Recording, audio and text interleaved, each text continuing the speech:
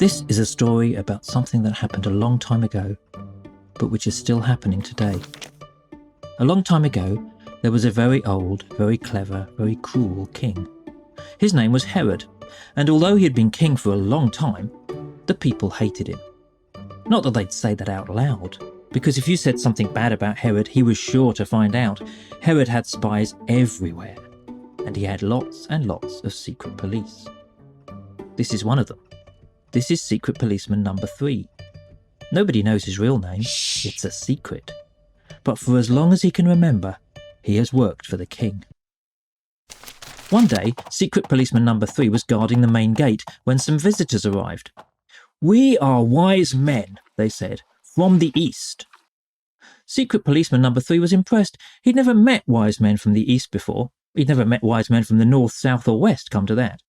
"We have travelled a long way," said the first one. "A very long way," said the second one. "A very, very, very long way," said the third one. "We have come to see the new prince," said the first wise man, "following the star in the sky." "We don't have a new prince," said Secret Policeman Number 3. "All we have is an old king." "Then take us to him," said the wise men. So Secret Policeman Number 3 took the wise men to the king. "We have travelled a long way," said the first wise man. "A very long way," said the second wise man. "A very, very, very—" "Never mind that," said the king. "Why are you here?" "To see the new prince, of course," said the wise men. The king stared at them. "What new prince?" he demanded. "The one, foretold by the star?" The king looked very angry, and the wise men began to think that maybe coming to see him wasn't a very wise thing to do. Herod turned to his advisers. "Would anyone like to tell me where this new prince might be found?" he asked. The advisers looked at each other nervously. Quite often the king asked them questions as a kind of test. Answer it wrongly, and very bad things might happen to you. In our scriptures," said one of them eventually, "it says something about Bethlehem." The king turned to the wise men. "There you go," he said. "Bethlehem."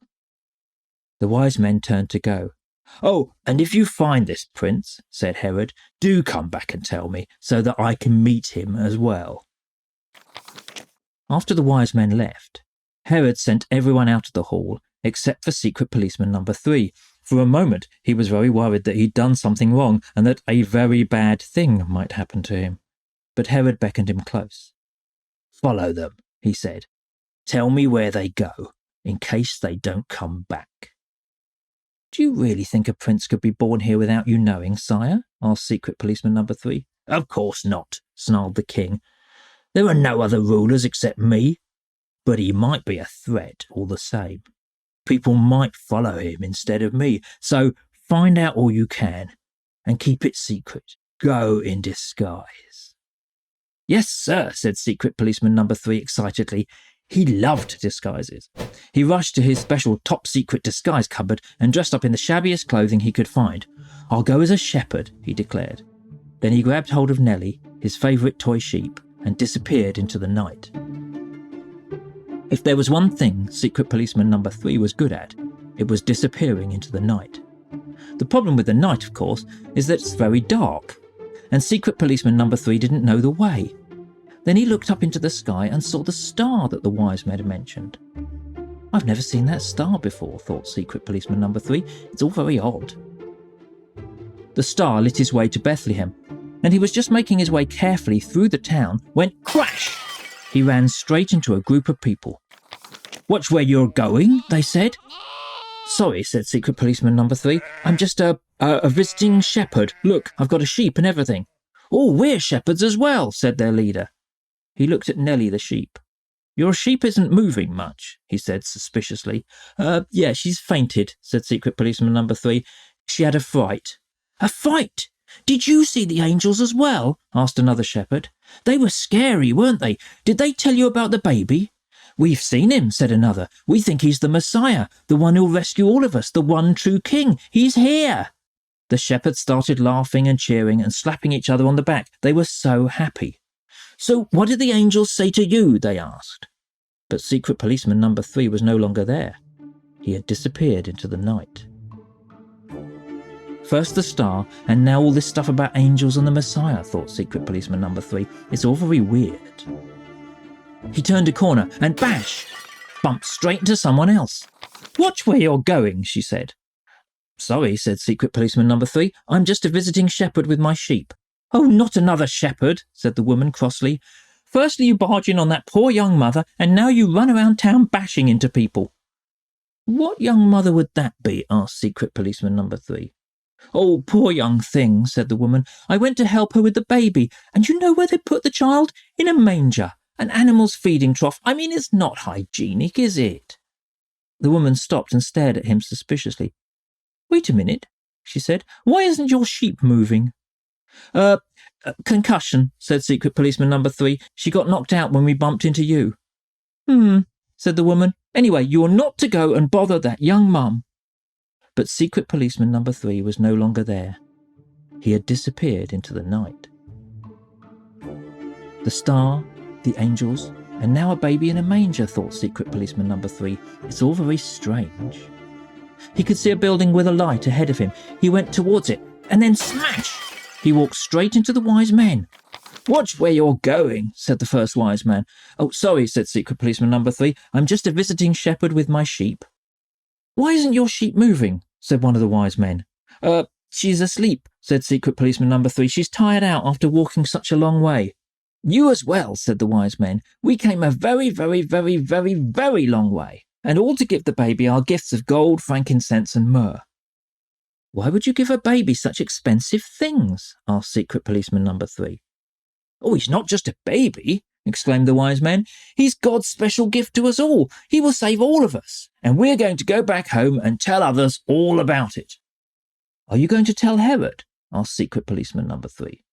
Of course not, said the first wise man. We're not stupid, we're wise.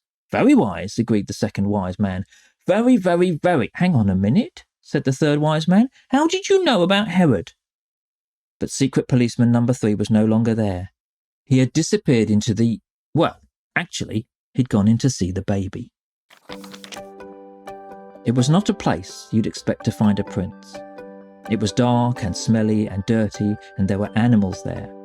But as Secret Policeman Number 3 looked at the mother, the father, and the baby sleeping in the manger, he had the strangest feeling. The star, the angels, the manger, the gold, frankincense and myrrh, he thought. It's all very wonderful. All his life, Secret Policeman Number 3 had obeyed orders. All his life, he believed what he'd been told by the king. But what if this baby really was a kind of prince? What if the angels really had been telling the truth? What if he was God's special gift? Suddenly, Secret Policeman Number 3 realised this little baby was the most important thing in the world. Hello, said the father. Another shepherd. Your sheep doesn't look too well. Oh, I'm not a shepherd, said Secret Policeman Number 3. This is a present for the baby. Thank you, said the mother. But we haven't any time, said Secret Policeman Number 3 suddenly. The king thinks your son is a threat, and that means a very bad thing might happen to him. The father nodded. We know, he said. I had a dream. We have to go. But where will we be safe? Asked the mother. She was very young, and she looked very tired. I'll take you, said Secret Policeman Number 3. I know where you can cross the border without anyone seeing. How do you know that? Said the father. I used to be a secret policeman. And what are you now? I don't know. Somebody different. Somebody better. So Secret Policeman Number 3 led the mother and the father, whose names were Mary and Joseph, away from Bethlehem and on a special secret route across the border into Egypt. You'll be safe here, he said. Thank you, said Mary. What will you do now? Oh, I don't know, said Secret Policeman Number 3. Maybe I'll become a shepherd. I've got the uniform. If Herod finds out that you've helped us, he will kill you, said Joseph. I'll be careful, said Secret Policeman Number 3. I'll have to hide. He thought for a moment. But maybe in the future lots of people will believe that your son is the true king, and there will be other rulers and kings who won't like that at all, so maybe a lot of us who follow your son will have to hide. He turned to go. Wait, said Mary. I don't even know your real name. But Secret Policeman Number 3 was no longer there. He had disappeared into the night.